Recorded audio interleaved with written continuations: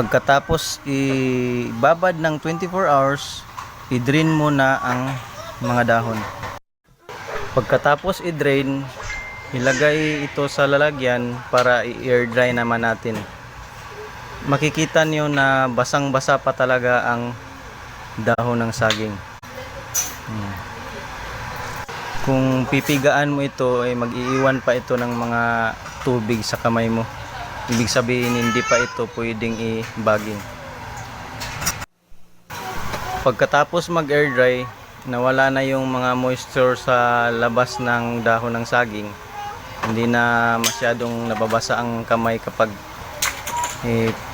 press mo yung dahon. Ibig sabihin, pwede na itong i-bagging.